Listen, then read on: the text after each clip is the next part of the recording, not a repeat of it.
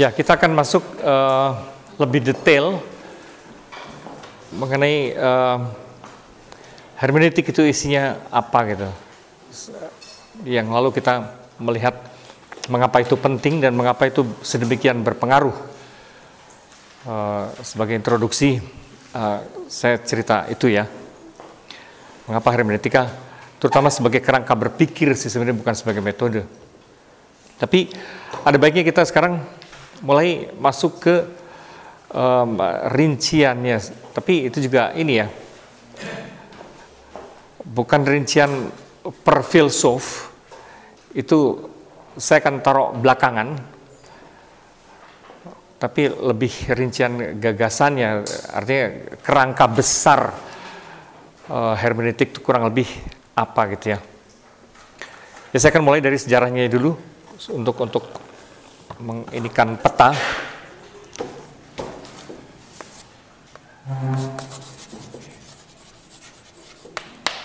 Riwayatnya.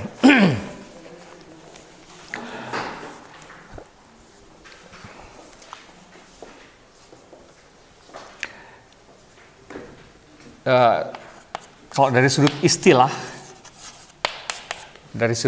istilah, etimologi, katakanlah begitu, dari kata Yunani, Hermes adalah nama dewa ya, dewa Yunani yang harus menyampaikan pesan kepada manusia. Hermes itu dewa, dan dari kata itu kemudian ada muncul kata hermenoin.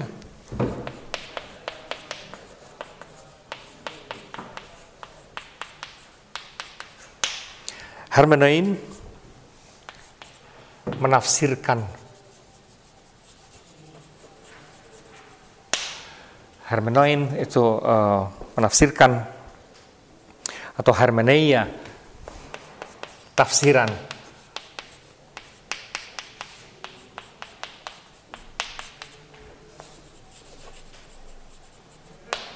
Hermeneia, tafsiran. Kemudian muncul istilah yang berikutnya menjadi hermeneutike teknik.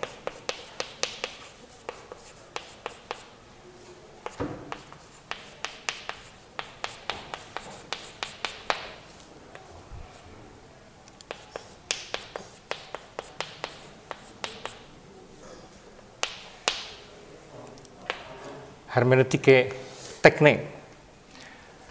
Teknik kalau dalam bahasa Yunani artinya seni ya, atau keterampilan sih sebenarnya. Skill, kayak gitu, skill. Jadi keterampilan atau seni menafsir. The art of interpretation. Seni menafsir.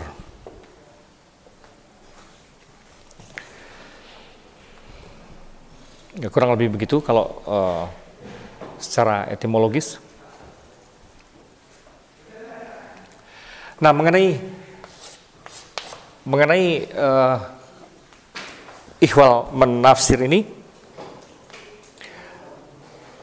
para filsuf Yunani sebetulnya sudah lumayan memikirkannya juga di situ, artinya pemikir-pemikir awal.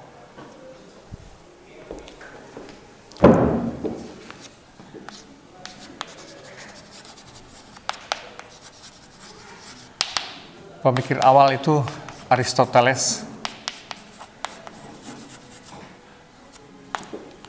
ada Aristoteles, lantas Xenophon,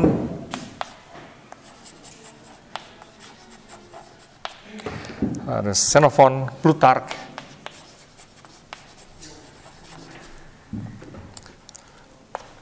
Euripides.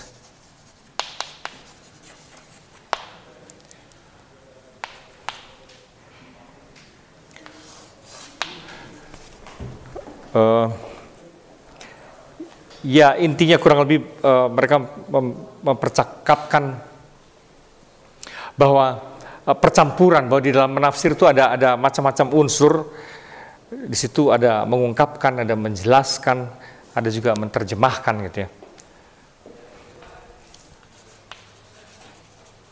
Tafsir itu overlap antara macam-macam fungsi sekaligus menafsir itu. Di situ ada mengungkapkan, ekspres, ada mengungkapkan, tapi juga bisa menjelaskan. Jadi problematis memang, tapi juga bisa menerjemahkan.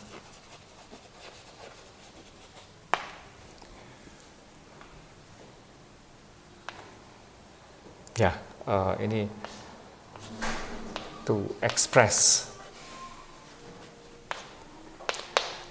to explain. Saya tidak akan masuk ke perincian-perincian karena sebetulnya yang arah saya dalam perkuliahan ini lebih ke yang modern ya. Modern artinya sebenarnya sesudah abad ke-19 lantas ke sini. Menerjemahkan lantas to translate.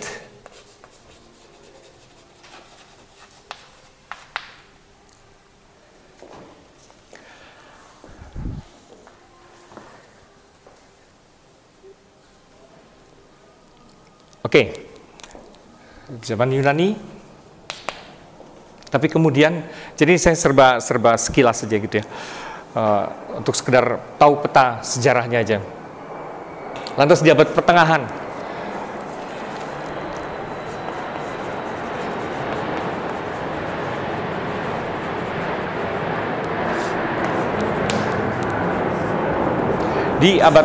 pertengahan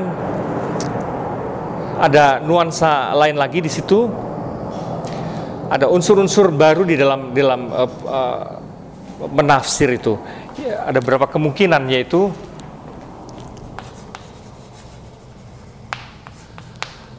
tafsir itu bisa literal, harafiah aja gitu ya. Bisa harafiah aja seperti apa yang tertulis, tapi bisa juga alegoris.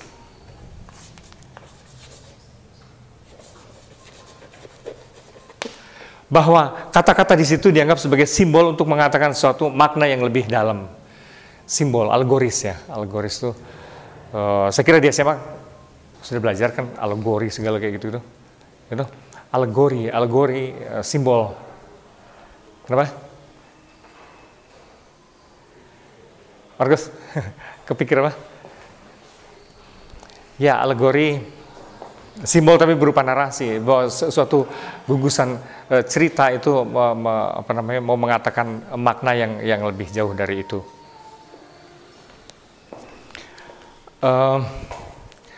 Bisa literal, bisa alegoris, bisa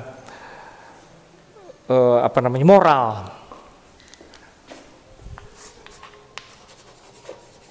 Fokusnya pada pesan-pesan moral.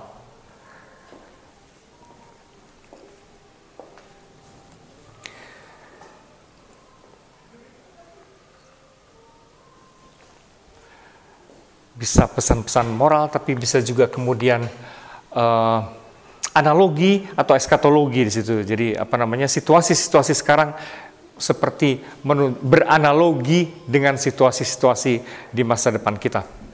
Analogi,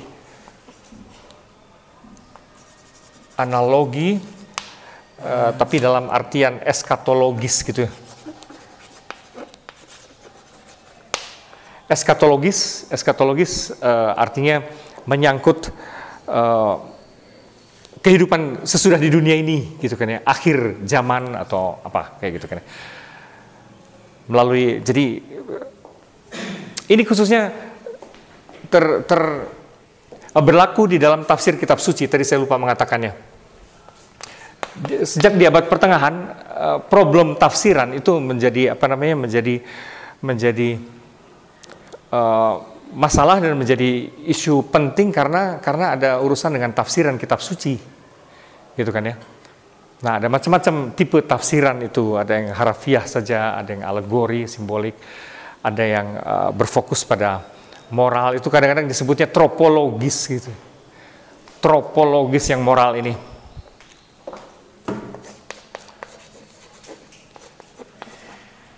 Tropologis, bukan topologis. Kalau topologis itu tentang tempat, tropologis. Seperti ada pesan-pesan moral di situ yang harus kita gali, yang harus tulisan-tulisan dalam kitab suci itu hanya kulit gitu kan ya, hanya kulit. Nah, intinya di balik itu adalah ada pesan moral. Atau yaitu analogi kemiripan dengan situasi-situasi akhir zaman ataupun hidup sesudah kehidupan yang ini. Itu di abad pertengahan, jadi fokus hermeneutik atau penafsiran adalah di situ. Jadi kalau ingat lagi bahwa hermeneutika adalah istilah umum, istilah payung tentang hal ihwal menafsir gitu ya. Apa artinya menafsir gitu kan ya. Nah itu, apa artinya menafsir itu berkembang terus gitu, berkembang terus. Abad pertengahan. Lantas abad ke-17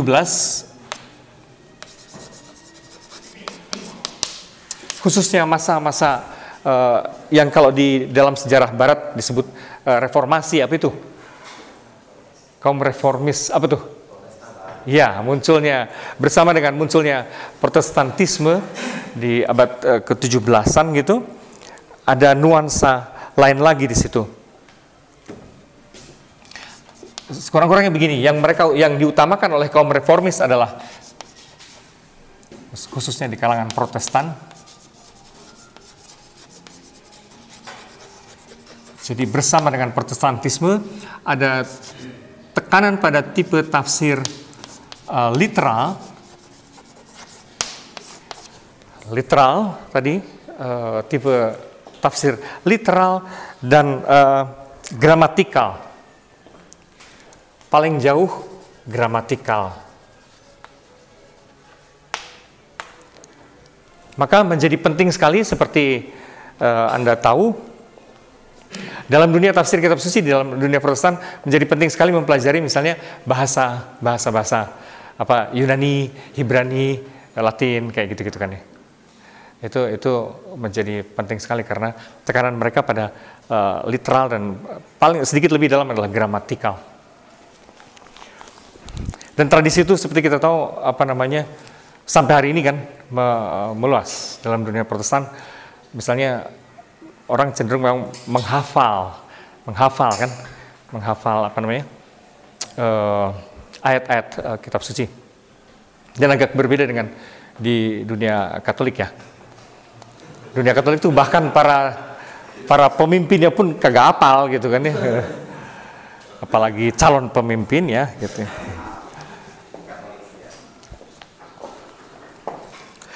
Ya, jadi karena tekanan pada hal itu. Itu abad ke-17. Kita bergerak terus. Yang berikutnya adalah abad 18.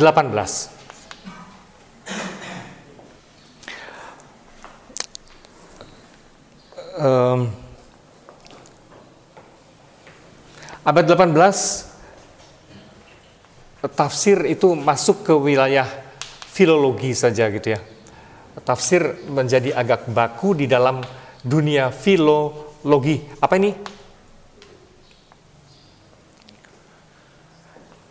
Ini penting disebutkan karena tadinya kan ranah khususnya itu hampir selalu cuma kitab suci gitu kan ya. Nah, kalau ini sudah masuk ke wilayah metodenya sebagai metode kurang lebih ini semua. Ini semua sebagai metode. Ada literal, ada gramatikal, ada bahkan mungkin moral juga. Tapi ranahnya diperluas, bukan hanya teks-teks kitab suci, tapi juga aneka teks purba, seperti filologi yang kita kenal sekarang ya. Jadi upaya menafsir naskah-naskah tua dan purba, filologi. Bisa naskah apapun. Dan kalau di Indonesia itu naskah pada daun lontar, apalah kayak gitu-gitu yang dari zaman-zaman dulu. Kira-kira filologi seperti itu. Tapi yang penting di sini adalah bahwa konteksnya meluas. pada abad 18.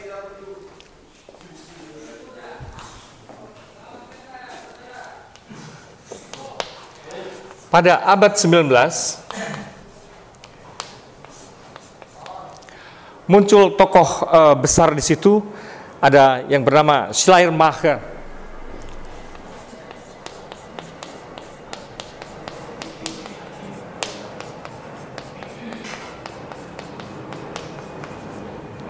Schleiermacher.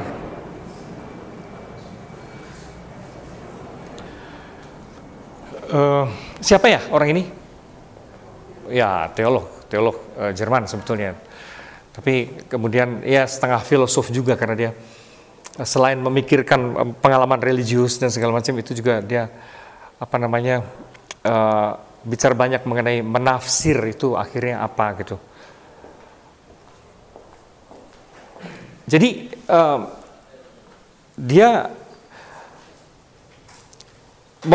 menarik hermeneutika, problem hermeneutika itu ke segala bentuk teks. Nah, itu lebih luas lagi gitu. Tadinya cuma teks kitab suci, filologi, ke teks-teks aneka teks purba. Ini segala jenis teks. Tentu yang berkaitan dengan masa lalu, tapi segala jenis teks. Hermeneutik mulai menjadi isu besar adalah masalah tafsir segala teks. Dan prinsipnya adalah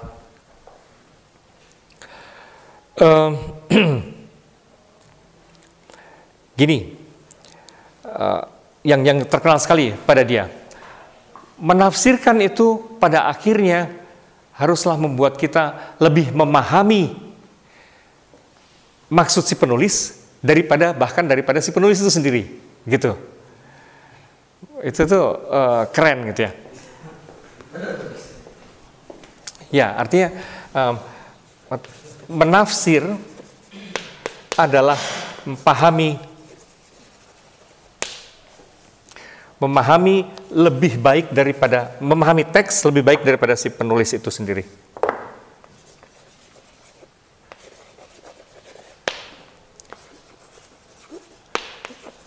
Lebih baik daripada si penulisnya.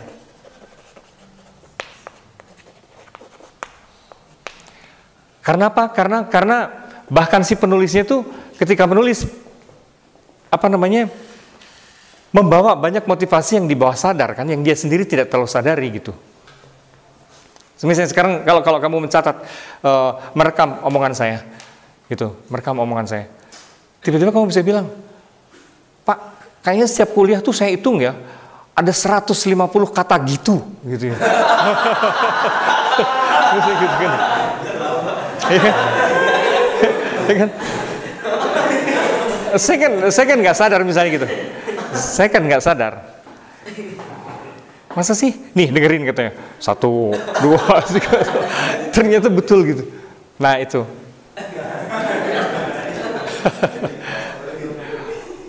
Jadi to understand better than the author. Jadi to interpret adalah to understand better than the author. Caranya gimana? Maka yang penting untuk Schleiermacher adalah menafsir itu tentu tidak bisa langsung, tapi tidak bisa langsung dapat kita gitu. Tapi melalui apa yang tertulis, artinya melalui konstruksi gramatikalnya, dan kemudian dari situ meraba konstruksi psikologis. Jadi gramatikal dan psychological.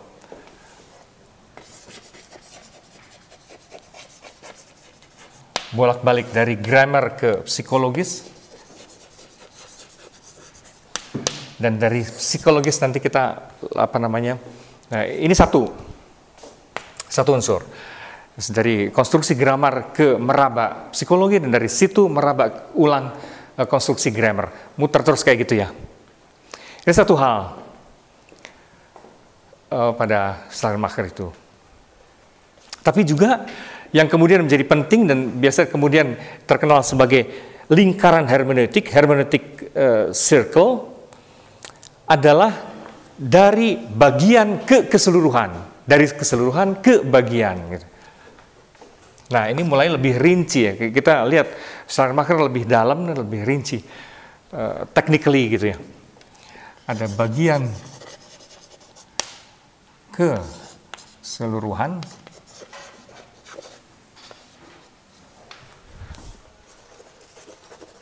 dan dari keseluruhan ke bagian. Nah, semua ini, khususnya yang kedua ini, terkenal sebagai yang disebut hermeneutic circle.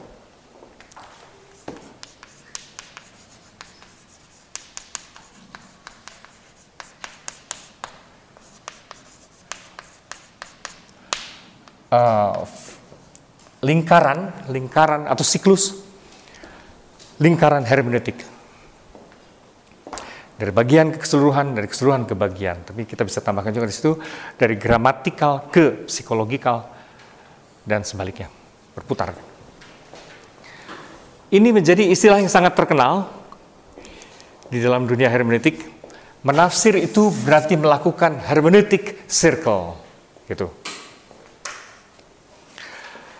Di kemudian hari dalam perkembangan melalui berbagai pemikiran, hermeneutic circle ini yang namanya lingkaran penafsiran ini menjadi jauh lebih kompleks daripada ini.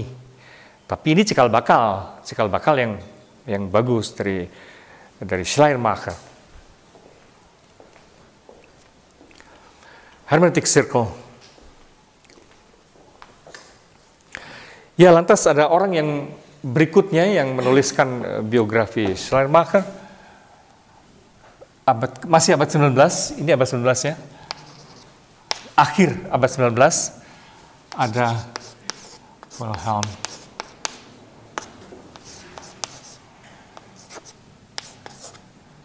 Dilthey.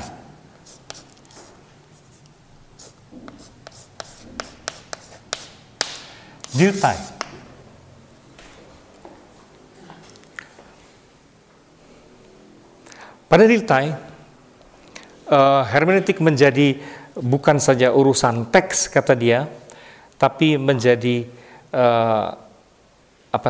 metode khusus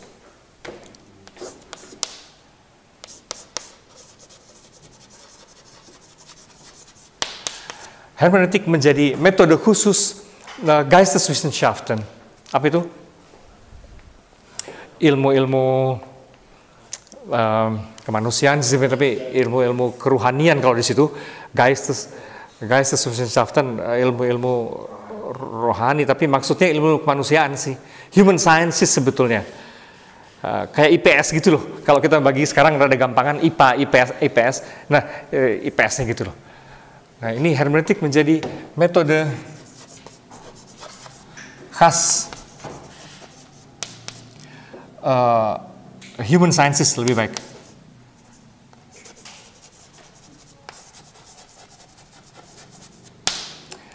Human sciences. Itu kalau mau Jermannya boleh juga sih. Geistes. Cuman panjang nulisnya. Geisteswissenschaften. Satu kata kok segitu panjang itu ya.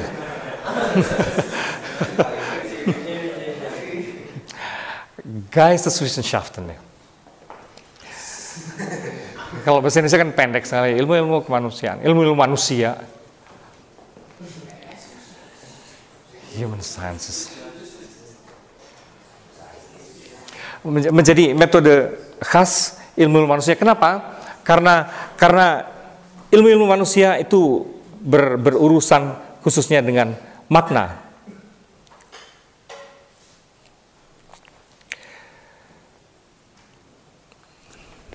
Jadi human sciences ini tuh terutama karena ilmu-ilmu kemanusiaan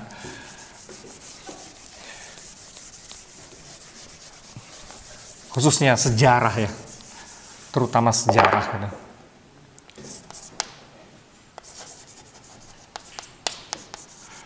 Khususnya ilmu-ilmu yang terkait dengan sejarah.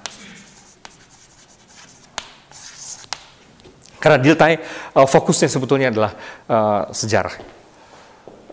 Bagaimana manusia membangun maknanya sepanjang sejarah, nah gitu kan. Dan lantas kita meneliti dunia makna yang sudah dibuat oleh manusia itu. Kurang lebih gitu ininya tuh concernnya.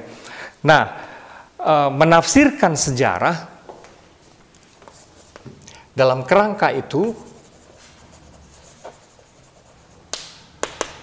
menafsir tidak pernah bisa langsung kita tahu maknanya. Itu pertama-tama ya. Menafsir itu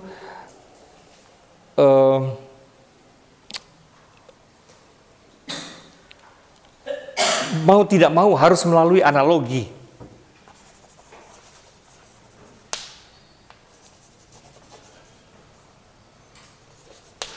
Mau tidak mau mesti melalui analogi dengan pengalaman kita sendiri.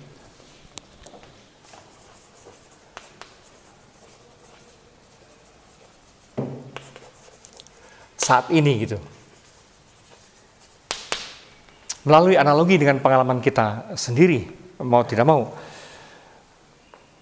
Caranya gimana? Yang penting dalam cara berpikir dia tuh, caranya adalah dengan seakan-akan kita hidup di zaman itu. To relive the past. We relive, artinya menghayati. Kita seakan-akan hidup di zaman itu juga.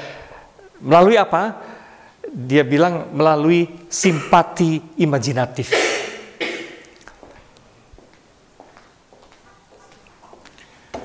Terus, analogi dengan itu maksudnya adalah kita bayangkan kita hidup di era itu.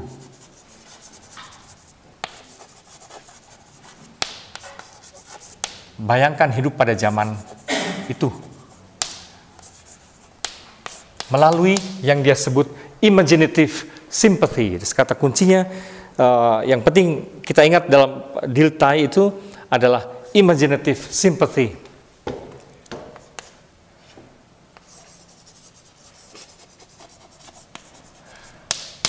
Imaginative sympathy.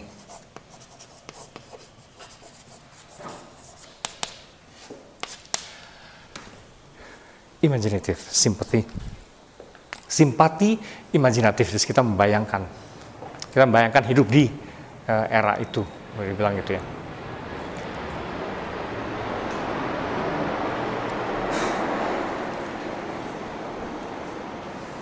Jadi kalau kata kunci yang penting untuk tadi Schleiermacher adalah apa? Hermeneutic circle, hermeneutic circle dan better than the author, itu terkenal sekali itu ya, better than the author. Kita bisa memahami lebih baik bahkan daripada si penulisnya sendiri. Karena kita bisa menangkap secara analitik lewat grammar dan ini kondisi-kondisi psikologis yang bahkan tidak disadari oleh si penulis. Sementara kalau pada Dilthey, alurnya masih rada mirip tapi dengan istilah yang lain. Imaginative sympathy. Dan itu berlaku terutama bukan hanya untuk ngurusin teks atau apa, tapi hampir segala bentuk human sciences ya, yang berkaitan dengan waktu yang sudah berlalu, yang berkaitan dengan sejarah dan makna. Tadi makna belum saya sebut ya, sejarah dan makna. Dunia manusia adalah dunia makna, bukan dunia hukum-hukum misalnya gitu kan. Kalau dunia fisika kan melacak hukum-hukum gitu kan. Maksudnya hukum-hukum kerjanya alam semesta. Kalau human sciences itu kan melacak dunia makna manusiawi yang licin sekali ya, dan berbeda-beda. Jangan lupa makna dan nilai itu kan berbeda-beda dari satu komunitas ke komunitas lain.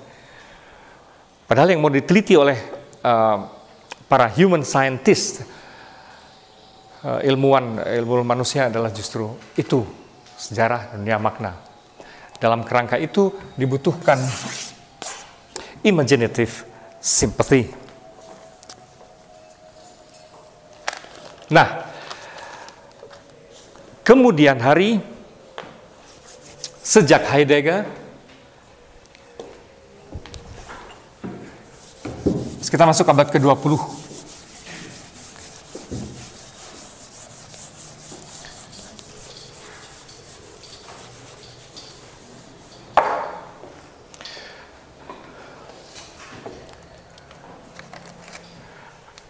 Abad ke-20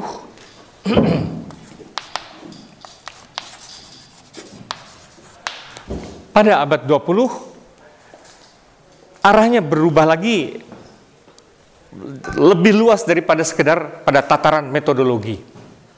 Kalau ini kan masih bicara umumnya pada sekitar persoalan metodologi ya, hanya ranahnya diperluas terus. Pada abad 20 hermeneutik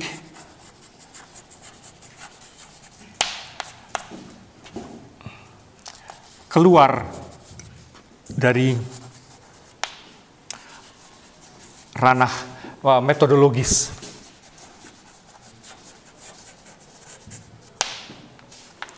Orang boleh berdebat panjang lebar mengenai metode-metode hermeneutik, tapi bagi orang yang bernama Heidegger, masalahnya jauh lebih luas daripada sekedar metode hermeneutik itu.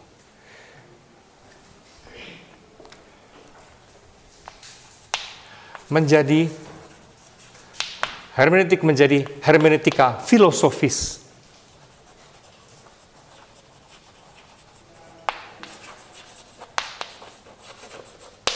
Menjadi hermeneutika filosofis.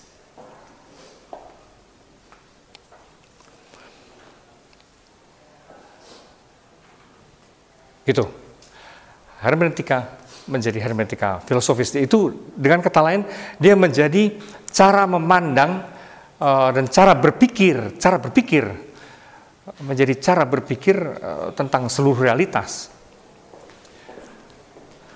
Bukan sekedar metode, tapi cara berpikir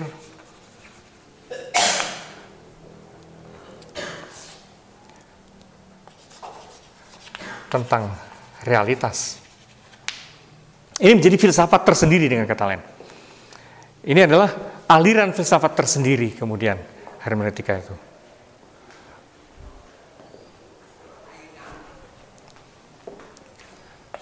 Dengan kata lain, ini menjadi aliran filsafat, bukan sekedar metode.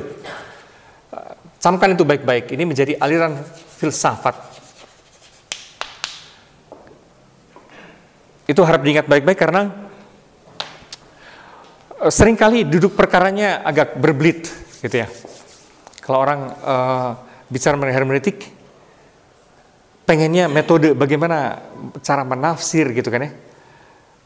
Tapi sejak abad ke-20 sebetulnya itu bukan sekedar cara menafsir, itu menjadi aliran filosofis tersendiri, menjadi filsafat hermeneutik atau hermeneutika filosofis yang akan kita lihat nanti konsekuensinya bagaimana dalam kerangka besarnya. Di sini ada orang-orang yang bernama Heidegger, itu yang memeloporinya.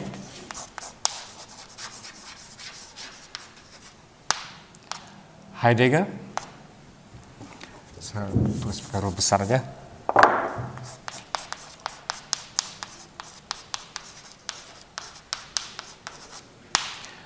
Ada Heidegger, kemudian ada muridnya, ada yang tahu?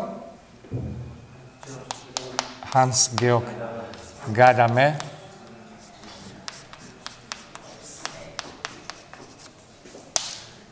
Hans-Georg Gadamer.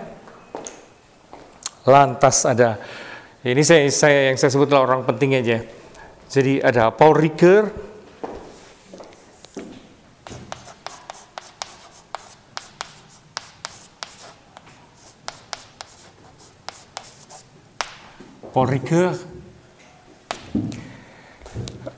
kemudian ada jalur dekonstruksi, atau sebelum itu ada yang dikaitkan dengan Marxisme dan kritik sosial, itu ada Habermas, Jürgen Habermas.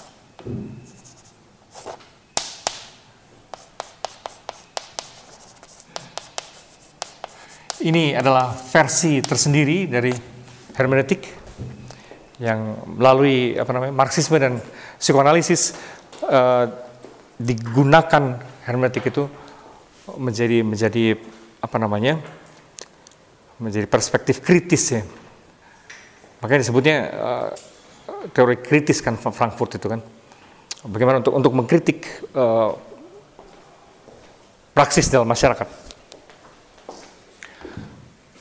Lalu ada jalur dekonstruksi. Siapa? Ya, Jacques Derrida. Dan turunannya di situ nanti ada Mark C. Taylor, ada siapa lagi ya? Yang kita akan singgung nanti sedikit juga di situ.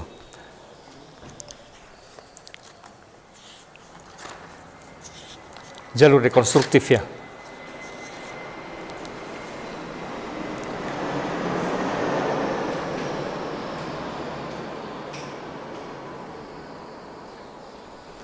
Tapi yang garisnya rada satu alur itu sebetulnya ini, tiga itu yang jalurnya satu, dan itu juga yang akan saya gunakan untuk apa namanya perkuliahan kita, 3 orang itu khususnya, Heidegger, Gadamer, dan Paul Ricoeur. Nanti manakala perlu saya akan kasih kalian teks-teks pendek gitu dari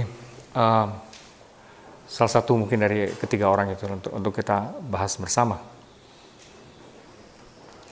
Ya, itu sekilas sejarahnya, benar-benar sekilas, artinya dengan cepat saja dari awal di Yunani-nya sampai hari ini. Dan sebenarnya kerangka hermeneutik filosofis inilah yang kemudian mengubah cara berpikir abad 21, akhir abad 20 dan awal abad 21 sekarang. Yang pada waktu introduksi minggu lalu kita sudah lihat ya, efeknya itu ya, kemana-mana, mendasar sekali.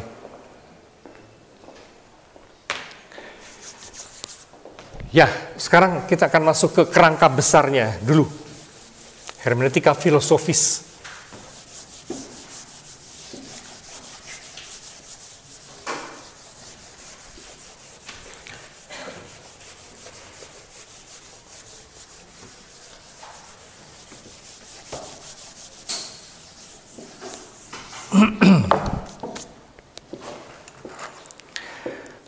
Kerangka besar dulu, jadi rincian per filosof itu nanti belakangan. Saya mulai dari asumsi dasar dulu, karena yang berubah di dalam dunia hermeneutika filosofis itu adalah asumsi dasarnya yang menarik.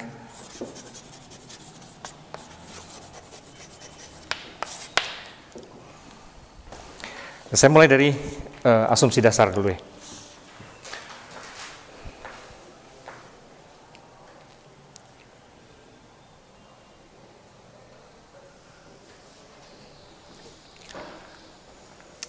Sebelum masuk ke rincian asumsi dasar,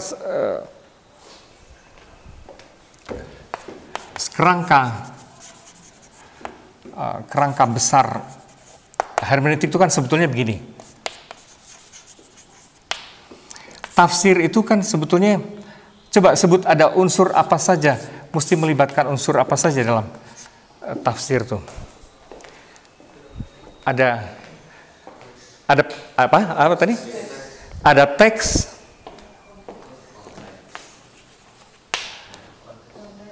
bukan yang menulisnya. Iya, penulisnya. Iya, pembaca.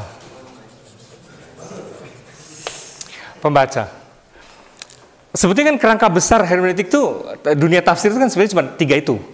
Kalau mau gampangnya gitu, sebagai secara skematik gitu. Ada penulis, ada teks, dan ada pembaca. Nah, hermeneutik itu selama ini ada yang sangat menekankan penulis gitu ya. Yang penting itu penulisnya.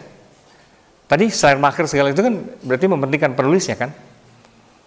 Konteks sejarahnya maksudnya, tadi betul konteks, tapi maksudnya konteks sejarah.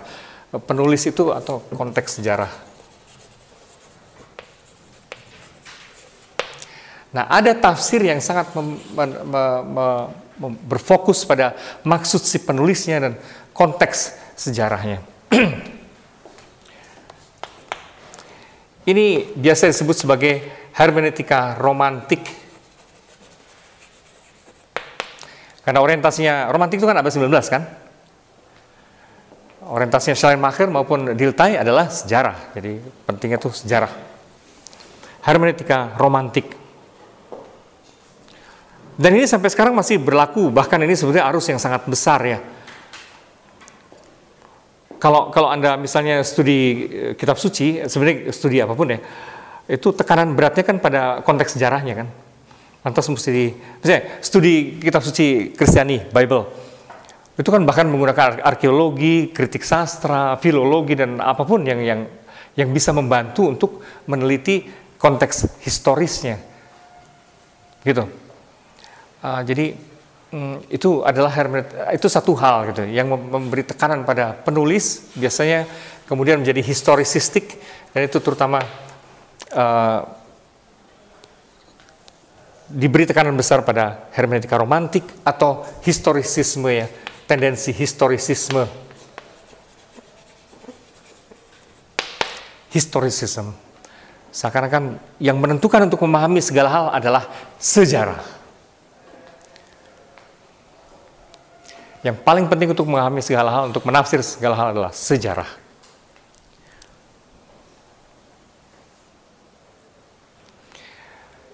Akan tapi di kemudian hari, terutama dengan munculnya mazhab dalam filsafat yang disebut strukturalisme, yang kemudian berkembang menjadi post-strukturalisme. Strukturalisme khususnya itu orang mulai memberi perhatian. Kenapa sih selalu mesti ke arah ini gitu? Kan masih ada dua unsur lain. Kenapa nggak boleh dikasih tekanan? Kenapa kita tidak berfokus misalnya pada ini? Bisa nggak kamu misalnya membaca ya? Misalnya kamu membaca buku saya, tanpa tahu siapa saya dan maksud saya menulis buku itu, misalnya gitu kan ya? Kamu menemukan pola-pola tertentu dengan mengotak-atik bacaan itu aja. Bolak-balik, persis seperti kamu tadi dengar omongan saya terus nemu gitu apa namanya, ya itu persis seperti itu. Kamu juga membaca buku saya tiba-tiba nemu, Pak ini kok ada kerangka seperti ini ya, misalnya ada awalan terus nanti penjelasan ditambah ilustrasi terus penutup, selalu kayak gitu. Sederhananya gitu ya, bahkan itu tuh ada di setiap subbab gitu. Nah itu saya nggak gitu ngerti juga kecenderungan itu. Kamu setelah saya cek ternyata benar. Artinya apa?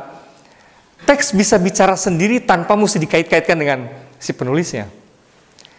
Ketika kau baca itu, sebetulnya dia menampilkan pola, struktur atau apapun sendiri. Dan kamu semata-mata nangkep aja gitu. Nah jadi bisa teks itu diteliti begitu saja. Nah ini khususnya diberi tekanan oleh mazhab strukturalisme.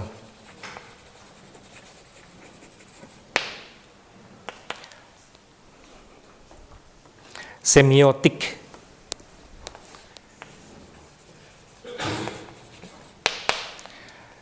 Semiotik artinya mengait-ngaitkan saja simbol-simbol di situ.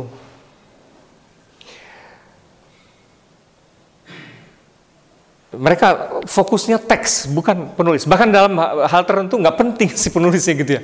Oh dia bicara sendiri juga kok si teksnya itu. Nggak penting penulisnya. Nah, jalur-jalur yang memberi tekanan berat pada teks adalah semiotik, ini juga bentuk hermeneutika tertentu, tapi juga studi naratif, analisis naratif,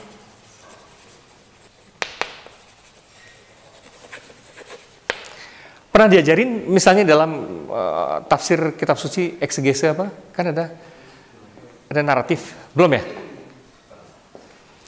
Nah itu analisis naratif misalnya, itu juga satu bentuk hermeneutik sebenarnya, itu juga satu bentuk tafsir, tapi khusus ya, itu tekanannya pada teks. Tapi dari aspek naratifnya, bahkan sebetulnya bisa juga teori kritis. Teori kritis Frankfurt bisa memberi tekanan berat, dilihat sebagai memberi tekanan berat pada teks karena sebetulnya penulis dan segala macam sekunder ya. Teori kritis Teks dalam arti luas ya, teks bisa struktur masyarakat, bisa tulisan. Tapi langsung aja dianalisis di situ. Biasanya kalau teori kritis lantas menggunakan bantuan dari psikoanalisis juga. Tapi yang saya maksud yang penting adalah ada jalur-jalur tertentu yang tekanannya bukan pada penulis, tapi bukan pada sejarah, langsung aja pada si teksnya. Saya kira bahkan retorik juga bisa masuk ke sini loh. Retorik, tahu kan nulisnya? Retorik biasa.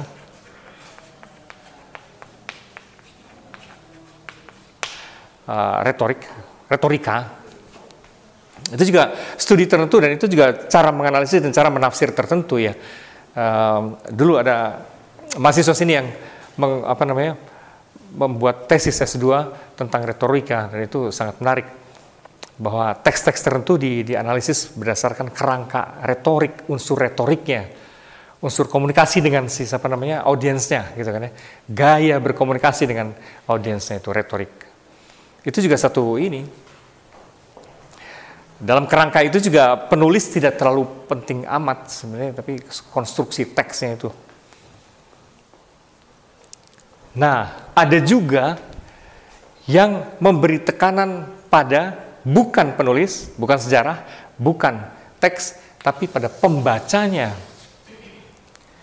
Pembacanya. Sekarang saya tanya, sebenarnya kalau kamu beli buku untuk kamu baca, sebenarnya itu apa yang menentukan? Keinginan kamu atau si penulisnya atau apa?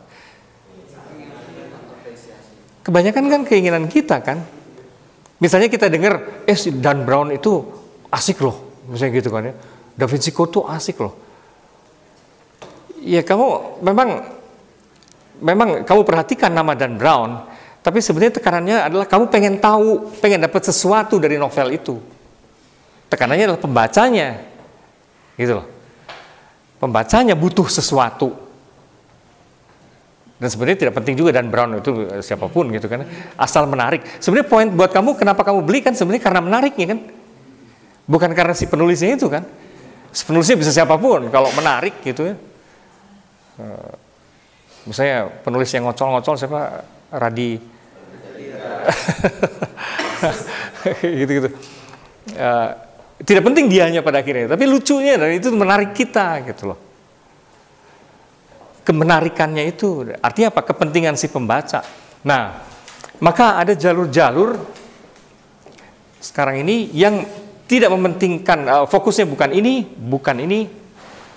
penulis, bukan teks, tapi pembacanya. Inilah yang sebetulnya dikelola oleh jalur hermeneutika filosofis Heideggerian. Tekanan berat hermeneutika filosofis Heideggerian itu di sini.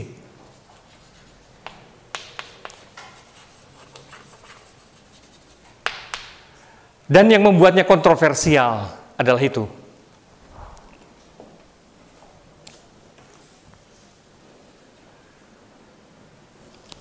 Hermeneutika filosofis Heideggerian yang akan kita bahas selanjutnya. Tapi juga ini reader effect itu dimungkinkan juga oleh atau diberi tekanan juga oleh poststrukturalisme.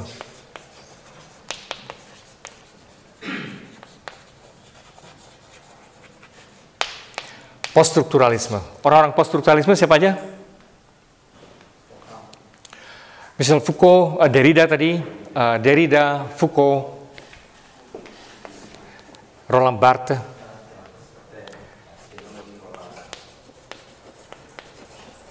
Derrida, Foucault, dan Barthes.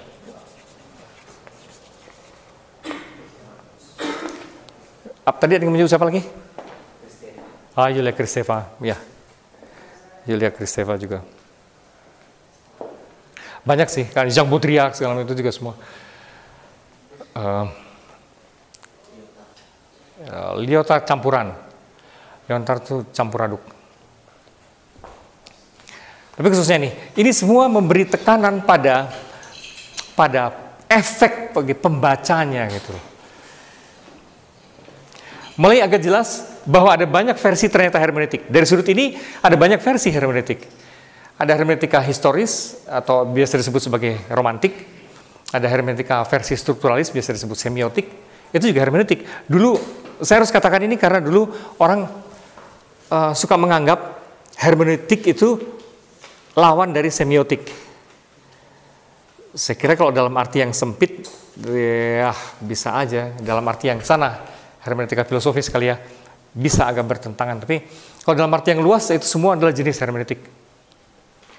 Hermeneutik dalam arti luas, in the broadest sense, itu semua bisa disebut hermeneutik. Semiotika juga adalah bagian dari hermeneutik, analisis naratif, tapi juga teori kritis, retorik, itu semua juga bagian dari hermeneutik. Dalam arti itu aneka cara menafsir yang menekankan teks. Sedangkan yang menekankan pembaca, sekali lagi, efek ke pembaca itu adalah hermeneutika filosofis, Heideggerian, dan poststrukturalisme. Ini semua adalah hermeneutik, tapi yang akan saya jelaskan khususnya adalah ini. Karena yang mengubah cara berpikir kita sungguhan sebetulnya adalah yang terakhir ini. Ini yang mengubah dan menurut saya cukup mendasar cara berpikirnya itu. Benar-benar mengubah. Sedemikian hingga dunia tafsir kitab suci Kristiani, misalnya dunia tafsir Bible, itu juga geserannya lumayan serius. Lama sekali mereka berada di wilayah ini loh. Lama sekali berada di wilayah ini. Itu sebabnya orang-orang yang mau studi eksegese istilahnya gitu kan, mesti botak duluan 2 tahunan gitu kan. Karena harus belajar aneka bahasa. Wajib belajar aneka bahasa, Ibrani, Arami, Yunani, Latin, dan belum lagi bahasa-bahasa Eropa yang mutakhir itu juga harus dikuasai. Itu bisa Jerman, khususnya Jerman sih ya, Jerman, Prancis dan Inggris at least. Gitu. Itu karena memang arahnya ke sini. Arahnya dulu berat sekali ke ini gitu. Nah, sekarang ada pergeseran ke arah sini memang menjadi lain sekali. Menjadi lain sekali kepentingannya. Oke, itu kerangka besar, peta besar hermeneutik. Tafsir atau hermeneutik. Nah, sekarang saya seperti saya janjikan lebih akan bicara yang ini ya. Yang ini. Asumsi dasarnya, asumsi dasar dari yang ini tuh begini. Bahwa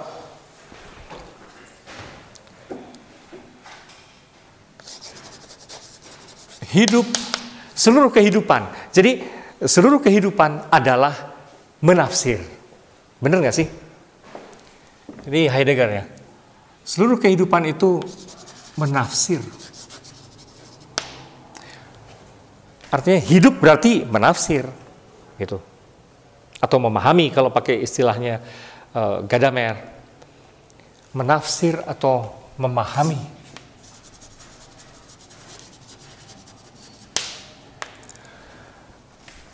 Hidup itu menafsir. Sekarang kamu lagi ngapain? Ya kan? Apa yang kamu catat itu kan tafsiranmu gitu, atas segala celotehan saya gitu. Gitu. Itu kan tafsiranmu. Kamu menafsir ini tuh omong kosong atau yang penting yang apa gitu kan ya. Ketangkep apa enggak dan seterusnya. Kamu sedang menafsir.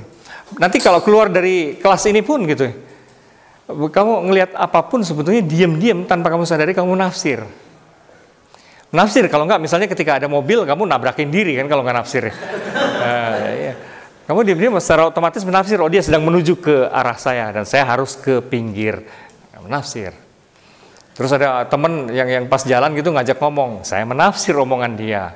Sebetulnya maksudnya apa? Dia lagi cerita apa nih? Kenapa juga dia cerita begituan gitu? Nah, saya gitu. Gitu. Nah, bahkan ketika ada orang nepuk-nepuk bahu kamu juga apa nih maksudnya nih? Apa nih maksud lo? Seperti itu. Orang ketawa pun ini ketawa apa maksudnya? Nah, kan? Seperti itu. Jadi otomatis seluruh aktivitas kita dalam hidup sebetulnya adalah menafsir.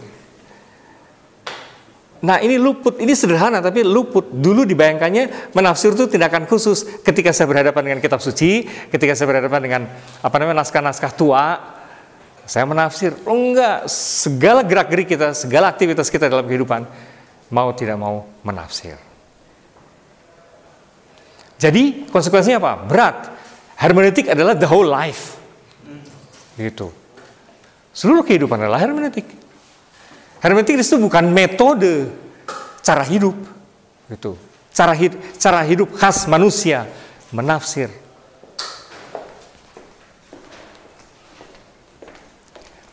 Jadi ini adalah cara hidup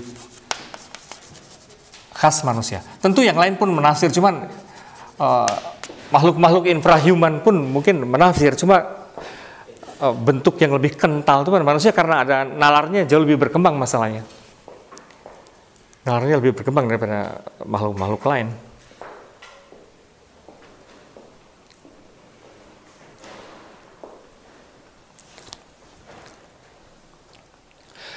Ya, ini khususnya kurang lebih pemikiran dasar dari Heidegger.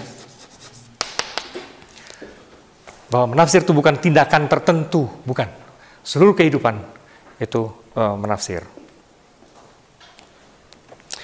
Dengan kata lain lagi, konsekuensi dari hal yang simpel ini, dalam dunia manusia tidak ada hal yang tanpa tafsir, itu nggak ada. Nah ini kebayang nggak? Ini ngefek kemana-mana loh. It's simple, tapi ngefek kemana-mana. Dalam dunia manusia tak ada hal yang tanpa tafsir.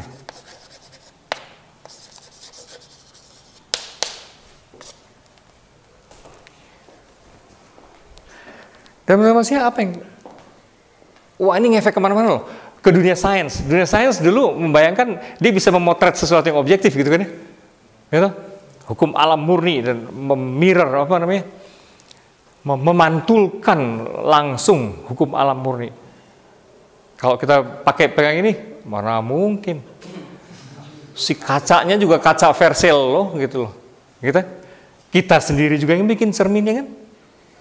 Jadi itu tafsiran kita juga dong. Gitu. Ada lensa juga. Jadi kita tidak pernah bisa keluar dari kerangka manusiawi. Kalau dari kacamata ini, dampaknya jauh sekali gitu dan radikal.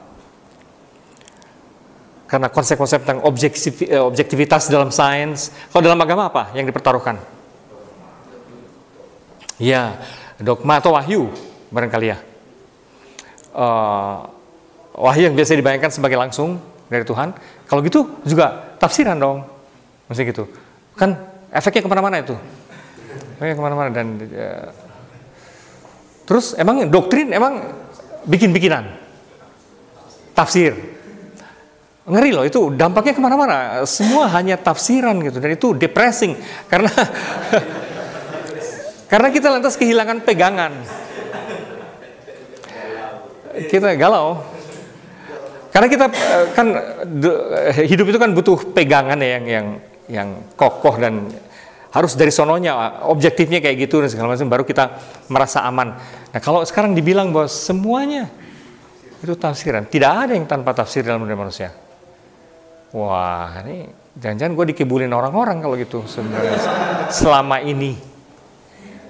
Jadi saya hanya pengen bilang bahwa ini dampaknya serius. Tak ada hal yang tanpa tafsir.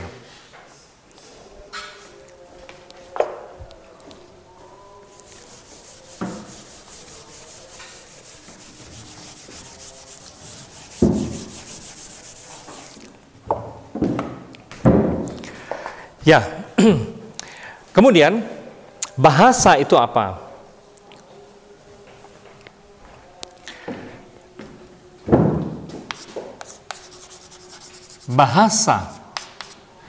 Bahasa itu juga dari jalur hermeneutika filosofis itu jadi berbeda. Dulu suka dibayangkan bahasa itu cermin, kan? Bahasa itu cermin fakta, cermin realitas. Bukan. bahasa adalah tafsir pada tingkat pertama. Gitu. Bahasa itu bukan cermin. Bahasa bukanlah cermin realitas. Karena kita sering tergoda seperti para filsuf Inggris dari jalur analitik, filsuf analitik sempat membayangkan bahwa bahasa itu cermin, pantulan langsung dari realitas. Kalau menurut jalur ini enggak gitu. Bahasa adalah tafsir paling pada tingkat paling dasar. Bahasa adalah tafsir pada tingkat paling dasar.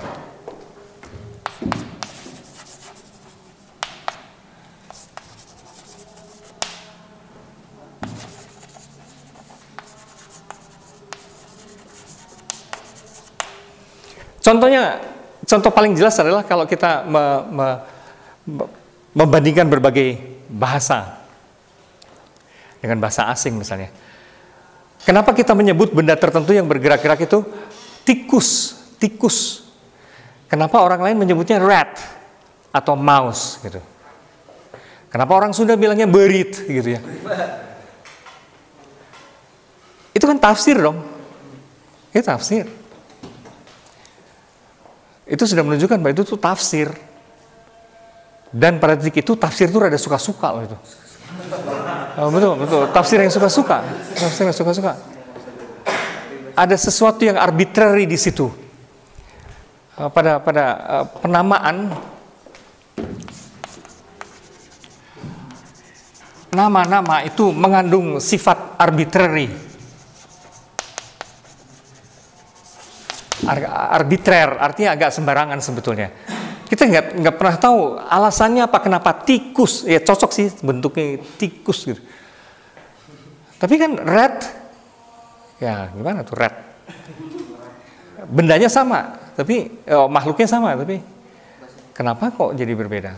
Berit, dari mana berit? Itu asosiasi bunyinya berit, ya kan?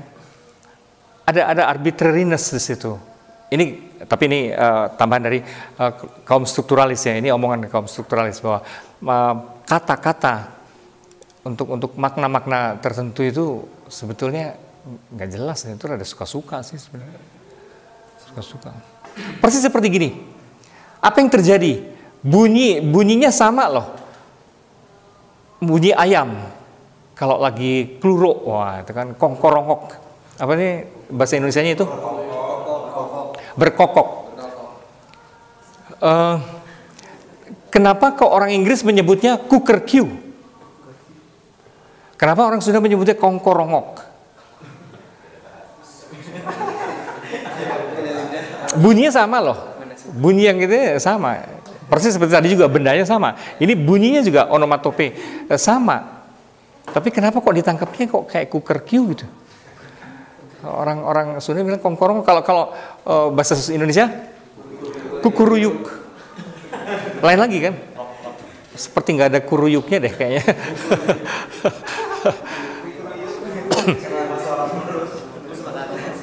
Gitu. Itu menarik sekali gitu. Menarik sekali. Pada tingkat itu akhirnya bahasa itu kan konvensi. Ya kan? Konvensi, bahasa tuh kesepakatan yang dipaksakan sebenarnya. Dipaksakan, karena kamu nggak pernah sepakat sebetulnya kan? Kita nggak pernah sungguh-sungguh sepakat. Karena nggak pernah ditanyain, dipaksa aja kita. Sejak kecil, ini apa? Itu daun pintu. Ini apa? Daun telinga. Itu apa? Daun pohon apa? Gitu. Semua kita dipaksa menjadi kayak gitu. Yang beginian namanya kursi, bukan chair ya, kursi. Kamu orang Indonesia, bahasa Indonesia, ini kursi gitu. Terus kalau kamu orang Sunda, ya teh korsi gitu. Korsi bukan kursi. Nah itu kan kita dijejelin aja sebenarnya sejak kecil. Nah kan sekarang, itu adalah tafsir pertama sebelum kita mencipta, sebelum kita kita udah ditafsirkan gitu kan ya. Ditafsirkan oleh generasi sebelum kita. Tapi itu tafsir anyway. Tafsir gitu. Jadi kamus adalah tafsir pertama.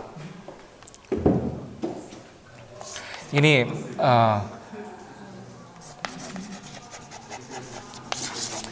maka penafsir pertama sebetulnya adalah kamus, naming, penamaannya.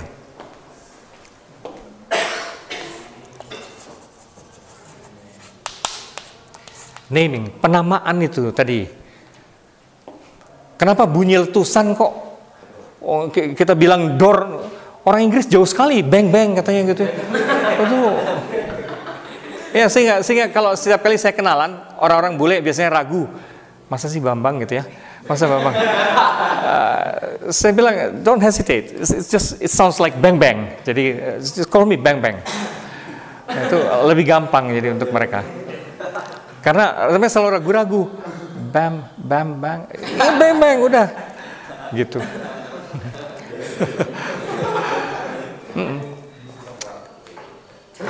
Ya, kan jauh sekali dari door ke bang bang itu kan jauh sekali. Door dari mana gitu? Bang bangnya dari mana? Jadi penamaan itu adalah tafsir sebenarnya. Penamaan itu tafsir. Kamus itulah tafsir. Dan pada tingkat itu kita jadi ngerti bahasa itu konvensi yang membentuk cara kita memandang. Dengan kata lain lagi, bahasa adalah kerangka yang membentuk cara pandang kita.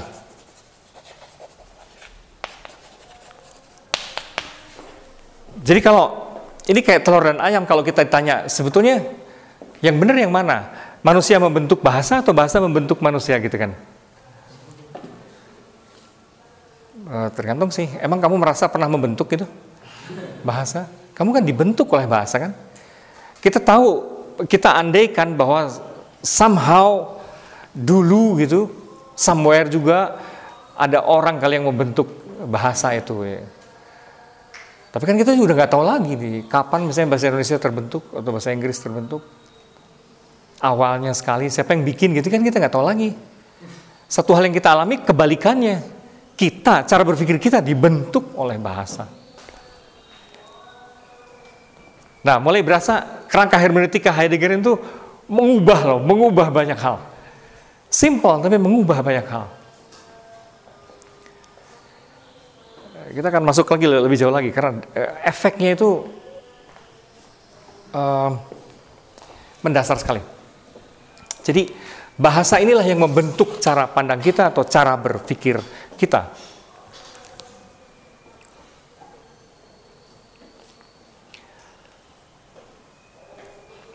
Kalau pakai istilah dari Paul Ricoeur, ada sesuatu yang menarik. Bahasa adalah sistem yang terbatas, tapi yang memungkinkan kita melihat yang tak terbatas. Oh, itu keren ya. Pakai istilah Paul Ricoeur.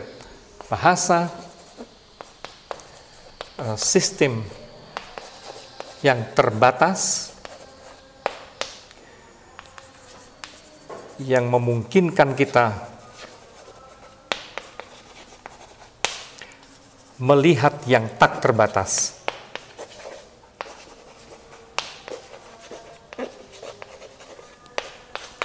Itulah kekuatan manusia.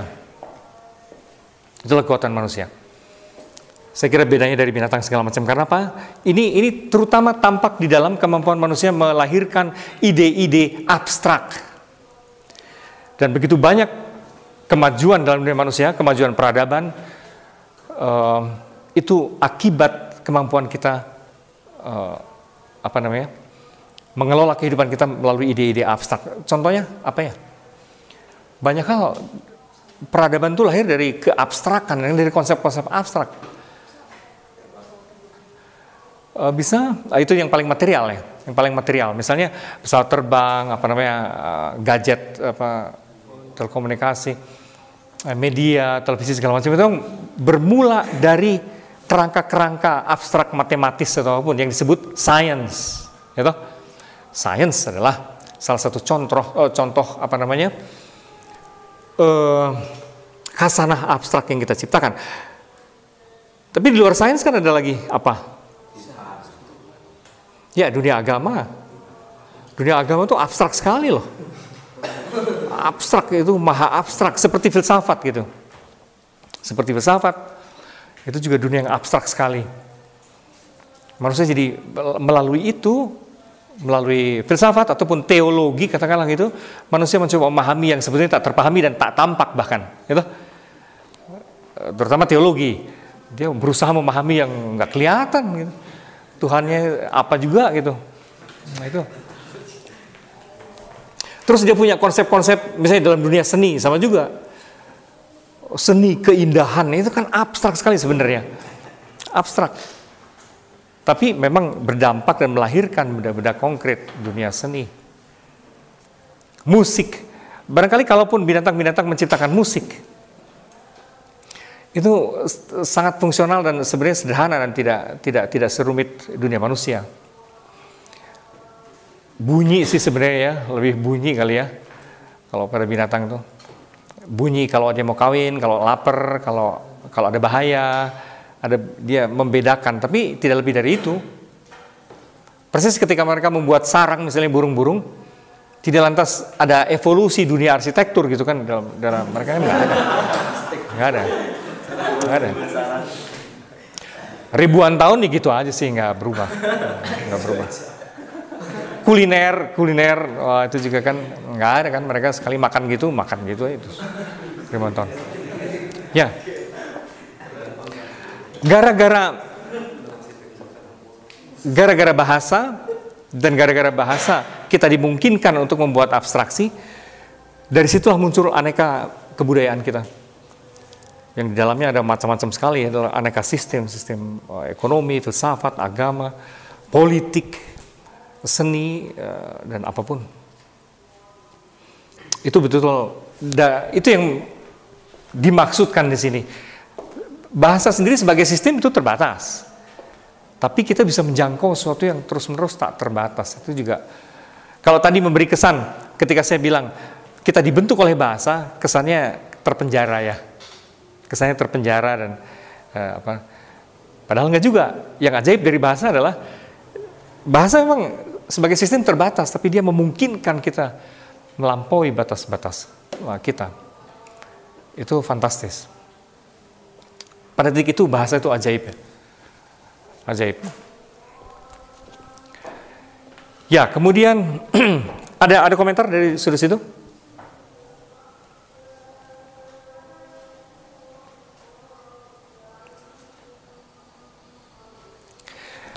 Jadi dari sudut sini,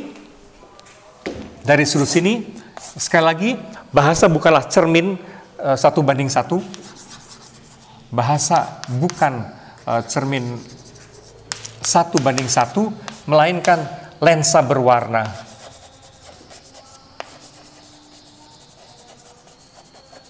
Nah, kita maju sedikit lebih jauh. Bahasa itu bukan cermin. Kalau cermin kan gitu, kamu mantul di cermin ya persis kan, 1:1 kan. Ini lensa berwarna, atau kalaupun cermin bengkok kali ya. Ya, ada kan cermin yang nggak bener tuh, yang lontos kepala kamu jadi penjol, jadi apa, ada. Mungkin lebih tepat lensa berwarna kali. Karena kalau lensa berwarna, kalau dia lensanya merah ya semua jadi merah. Kalau kuning jadi kuning semua. Pasti kacamata matahari yang suka kamu pakai itu kan bisa macam-macam warnanya. Lebih tepat kayak gitu sebenarnya bahasa itu. Jadi mulai makin jelas, bahasa menentukan tafsir kita atas realitas. Tempo hari saya memberi di Solo pas lagi ceramah, memberi contoh kata gurih. Dalam bahasa Indonesia ada kata gurih kan, itu menunjukkan kekhasan rasa yang kita cintai gitu, yang kita suka di sini. Rasa yang paling keren adalah gurih. Nah gitu. Kita baru sadar bahwa itu tuh tidak ada di semua tempat. Misalnya ketika kita mau menerjemahkannya ke dalam bahasa asing, gurih itu apa? Wah, orang meraba-raba. It's creamy katanya gitu ya. kayaknya apa namanya? Renyah itu mah. Terus ada yang bilang itu tasty katanya. Lihat, kita meraba-raba gitu karena mereka nggak punya kata itu. Realitas makanan yang kita hadapi itu memang gurih, apalagi kalau makanan-makanan Padang segala macam itu. Selain spicy, gurih. Nah ini seperti creamy, seperti tasty. Akhirnya karena macam-macam, orang bilang yang paling tepat adalah rich. Wah, gitu, rich, kaya. Rich of taste gitu ya. Rich of taste. It tastes rich. Very rich, itu menjadi aneh gitu. Tapi itu menunjukkan gitu bahwa bahasa itu kacamata yang khas sekali gitu. Kata gurih itu khas sekali itu tuh, warna yang khas sekali, nggak bisa kita terjemahkan ternyata. Apalagi coba kata dalam bahasa Indonesia yang susah diterjemahkan, yang bagikan kacamata berwarna.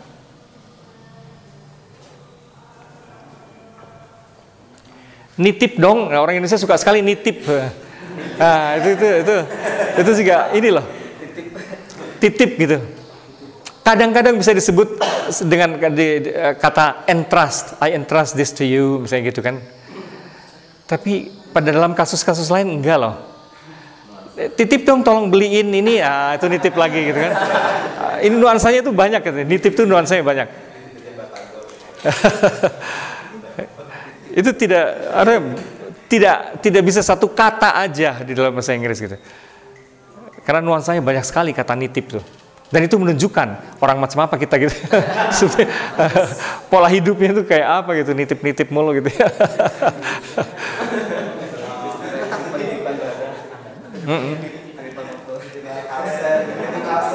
Nitip absen. Jadi kadang-kadang kita bisa pakai entrust, bisa pakai help, bisa apa ya, macam-macam lagi sih. Kenapa? Nah, penitipan barang itu lain lagi, itu deposit. Jadi terpaksa harus pakai banyak kata. Padahal dalam bahasa Indonesia satu aja, nitip, gampang. Ya, saya kira itu semua jelas bahwa bahasa itu memang membentuk cara kita berpikir. Bahasa membentuk cara kita berpikir.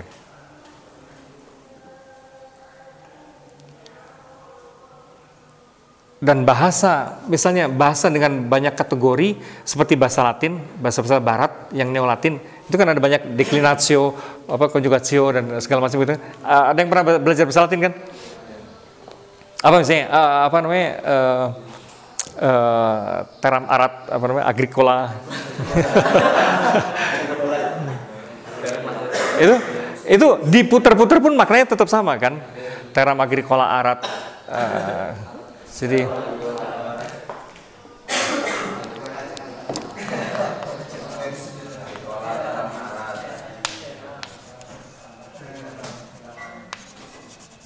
nah kalau diputar-putar juga ini petani membajak tanah atau sawah, petani membajak tanah. Tapi kalau diputar pun arat teram agricola, tetap aja petani membajak tanah.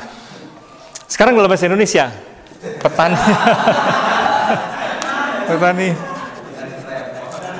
membajak tanah. Wah, nggak bisa. Tanah membajak petani udah lain lagi. Membajak tanah petani lain lagi. Nah, itu kan. Betul.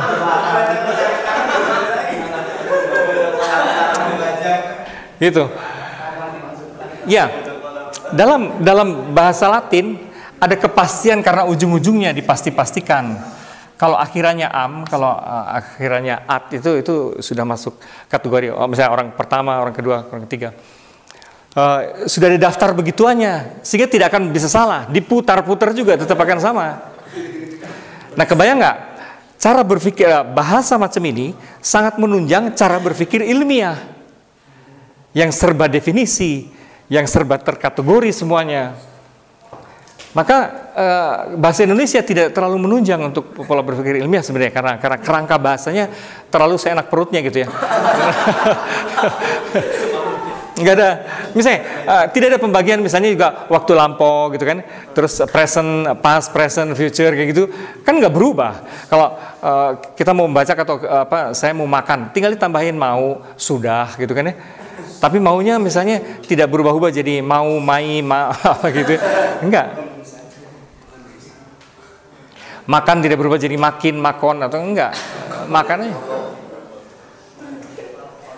Kalau mereka tuh terus berubah ibaratnya gitu ya. Jadi manjare dalam bahasa Itali makan manjare. Kalau saya makan itu io manjo gitu kan. Kalau kamu makan itu manji. Kalau dia makan lui manja kayak gitu. Jadi berubah terus kan. Manjo, manji, manjiar. Nah, akhiran itu tanpa io tanpa itu pun kita sudah tahu itu berarti dia, itu berarti kamu, berarti ada daftarnya. Nah kita kan enggak, lihat aja kamunya, sayanya, baru dianya, dan makan juga tidak berubah sama sekali, makan aja gitu. Dari situ itu bahasa kita gampang lah, gampang, bahasa Indonesia itu simple, gampang, tidak ada tabel, tidak rumit gitu. Akibatnya cara berpikirnya juga cenderung gampangan gitu. Barangkali bagusnya apa? Bagusnya barangkali kita bisa tahan misalnya terhadap kalimat-kalimat yang aneh sebenarnya menyatu dengan Tuhan itu bagaikan keris masuk kerangkanya dan kerangka masuk kerisnya. Wah itu Tuhan adalah kekosongan yang penuh, kepenuhan yang kosong. Nah itu untuk orang Indonesia biasa aja gitu ya. Wah keren. Dalam kerangka berpikir begini itu gombal itu omongan seperti itu. Kalau kosong ya kosong. Ya penuh ya penuh gitu ya. Kekosongan yang penuh tuh apa itu omongan gitu. Jadi itu juga berkaitan erat dengan bahasa kita. Bahasa kita mungkin simple tapi juga fleksibel. Tapi juga barangkali justru mampu menampung misteri-misteri yang paradoks-paradoks kehidupan gitu ya. Barangkali lebih luas, saya nggak tahu. Tapi yang jelas bahasa-bahasa Neolatin misalnya dengan segala kerangka yang begitu ketat cocok sekali untuk alam berpikir logis ilmiah yang memang serba dipastikan gitu ya. Itu cocok sekali. Itu adalah contoh-contoh bagaimana bahasa bagaimanapun membentuk cara kita berpikir. Baik, saya kira sekian dulu.